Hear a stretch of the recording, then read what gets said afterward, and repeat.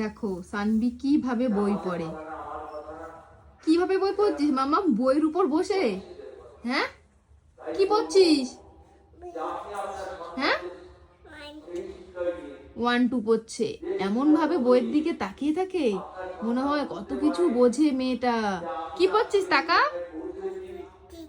হ্যাঁ, বই পড়ছিস?